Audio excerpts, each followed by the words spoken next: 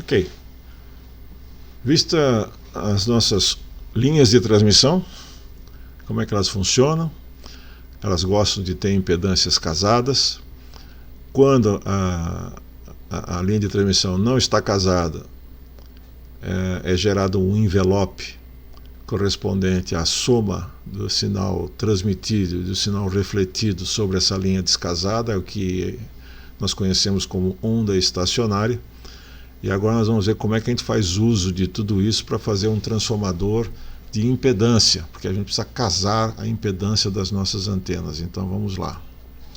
Como é que eu posso fazer transformadores de impedância usando linhas de transmissão?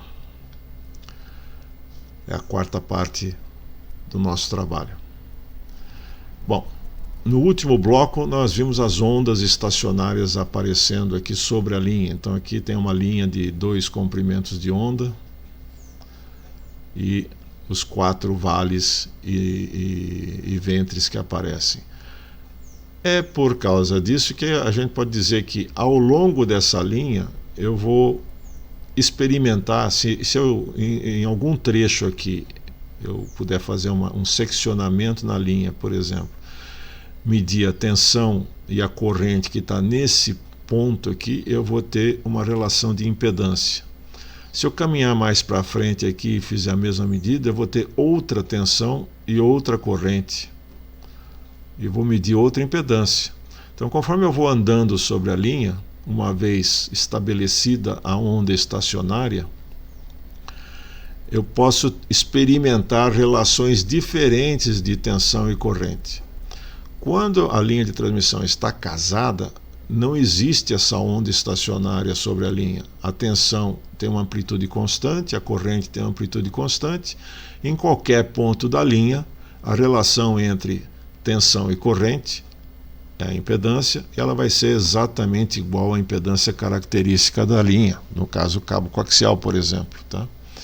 Mas uma vez gerada a onda estacionária, ao longo da linha, se eu pudesse ter um medidor de tensão, um medidor de corrente que caminha sobre a linha, eu vou experimentar relações de tensão e corrente diferentes. Ou seja, a impedância de entrada, a impedância nesse ponto, vai mudar em função da posição. Conforme eu vou andando sobre o cabo, sobre a linha, a impedância vai mudando. Periodicamente, vai subindo e descendo, subindo e descendo, subindo e descendo, e eventualmente, às vezes passando pelos 50 ohms, pela impedância característica, mas ela vai variando ao longo da linha. Se eu consigo fazer um modelo matemático de como é que isso se comporta, eu posso usar isso a meu favor. Se eu tenho uma impedância de saída ZL, tenho uma impedância característica que é diferente do ZL, se for igual não vale, porque daí a linha está casada, não tem onda estacionária.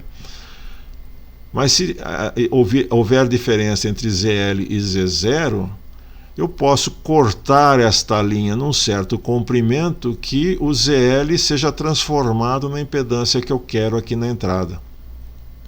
E daí eu uso a onda estacionária a meu favor. Ok? Outra coisa que o pessoal usava antigamente, e até eu já fiz muito disso há 50 anos atrás, quando comecei na faixa do cidadão lá em 1971, mais ou menos, era tirar a estacionária no cabo. Você ia cortando o cabo e ia medindo a estacionária até achar um mínimo, né? Normalmente a gente passava desse ponto e ela começava a subir de novo. Por quê? Você vai trabalhando com o comprimento do cabo, vai picotando o cabo aqui na entrada, você vai achar um ponto muito próximo dos 50 ohms, por exemplo, com uma estacionária então mais baixa. Então você está tapeando o rádio. O rádio vai acabar vendo uma estacionária mais baixa. Beleza. Mas a estacionária continua sobre a linha, sobre o cabo, e o descasamento de impedância com a antena continua, ou seja, o seu problema de radiação, de onda refletida, perda de potência, continua o mesmo. Então não adianta tirar a estacionária cortando o cabo, você vai só tapear o rádio. Um acoplador de antena faz isso de uma forma muito mais elegante, tapear o rádio. O acoplador de antena também, ele acopla, faz o ajuste da impedância, da relação de tensão e corrente, para o rádio ficar satisfeito. Mas a onda estacionária, depois do acoplador de antena, continua estando lá do mesmo jeito. Os problemas de onda refletida, cabo radiando, a antena que não está funcionando direito, continuam. Você só tapeou o rádio. Então, acoplar a antena não resolve o problema da antena, resolve o problema do rádio. Mas vamos falar do nosso transformador de impedância. Bonita essa equação, né? Um pouco de trigonometria, números complexos. Tem gente que já caiu da cadeira. Não vou entrar nesse mérito. Existe um trabalho matemático bastante interessante, que você parte de um circuitinho de linha de transmissão e tal, e vai desenvolvendo tensão de entrada, tensão de saída, corrente de entrada e tal, e acaba chegando nessa equação. Nós não vamos usar isso, tá? Eu vou direto à equação final. A equação final diz o seguinte: a impedância de entrada da linha, ela é proporcional à impedância característica, Z0, que multiplica esse denominador aqui, que tem a impedância da carga, mais J, é um número complexo, né? Impedância característica e tangente de ΔL, já vai usar o ΔL daqui a pouco, dividido por Z0 mais JZL, tangente de ΔL. Então essa é a equação que me dá a impedância de entrada em função da impedância característica, da impedância da carga, do coeficiente de propagação dessa linha e do comprimento elétrico dessa linha. Vou usar a fórmula. Lambda sobre 2. Então peguei um trecho, e toda vez que eu falar de L aqui, eu estou falando de comprimento elétrico. Lembra do fator de velocidade? O meu sinal ele se propaga no espaço a 300 mil km por segundo, velocidade da luz. Mas quando ele está dentro do cabo, dentro da linha de transmissão, ele tem uma velocidade menor. E daí o comprimento de onda fica menor. Ok? Então, quando eu falo lambda sobre 2, é o comprimento, meio comprimento de onda elétrico, aquele que está dentro do cabo. Depende do fator de velocidade. ΔL, então, é dado por essa relação. 2π dividido por lambda. 2π é o comprimento de onda de 360 graus, é uma senoide inteira, 2π radianos, dividido pelo comprimento de onda, multiplicado pelo comprimento elétrico do cabo, lambda sobre 2. Então, eu estou pegando aquela equação e aplicando. Eu quero saber qual é a impedância de entrada quando o comprimento elétrico do cabo for meio comprimento de onda. O ΔL vai ser π radianos. Aí, para quem lembra da trigonometria, cosseno de π é menos 1, seno de π é 0. Coloca aqui na formuleta, cosseno de ΔL, né? Cosseno de π, seno de π e tal, vai dar isso daqui. Quando é 0, corta fora, então corta todos esses termos fora.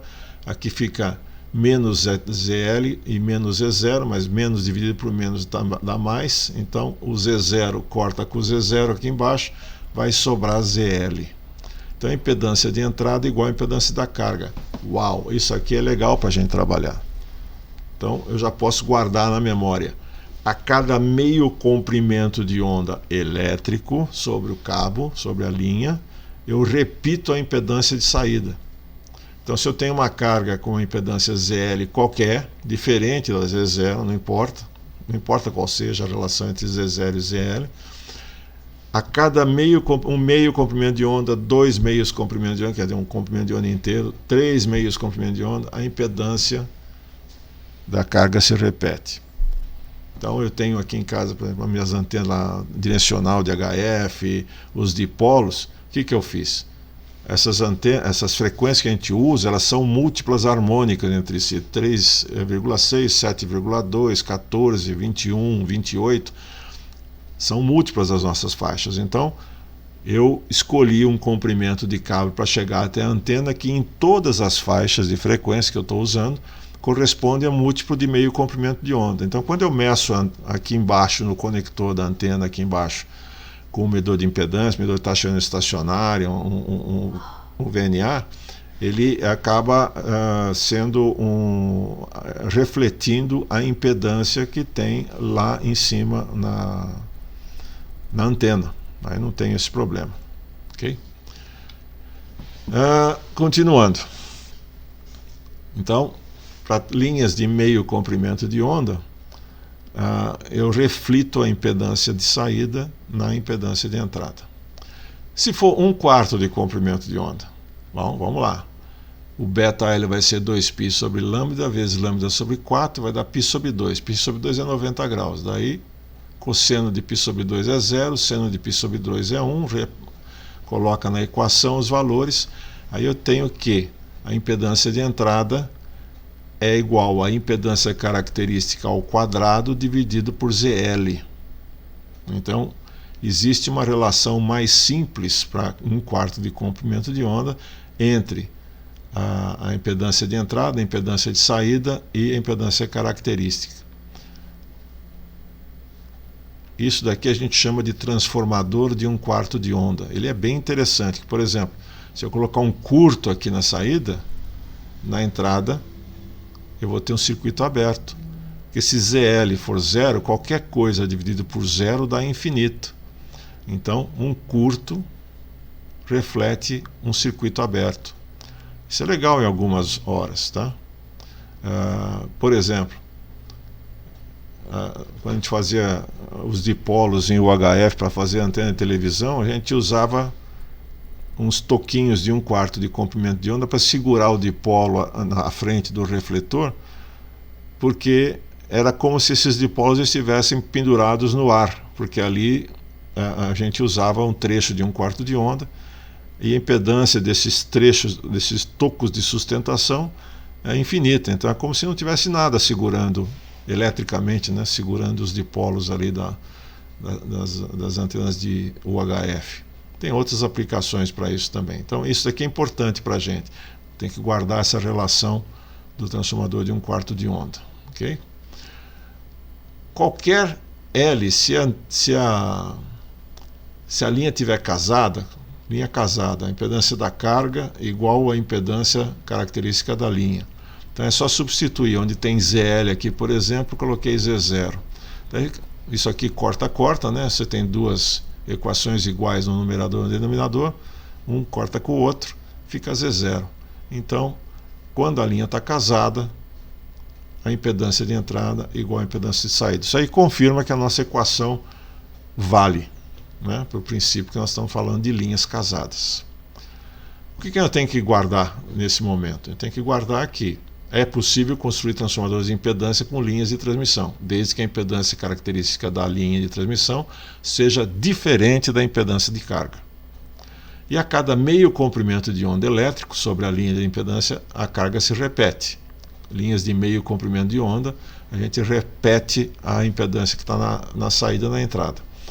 E o transformador de 1/4 de onda transforma a impedância da carga segundo a relação impedância de entrada, a impedância da linha, característica da linha ao quadrado, dividido pela impedância da carga. Isso aqui é útil para a gente fazer algumas brincadeiras. Por enquanto é só. Vamos para a última sessão. Até já.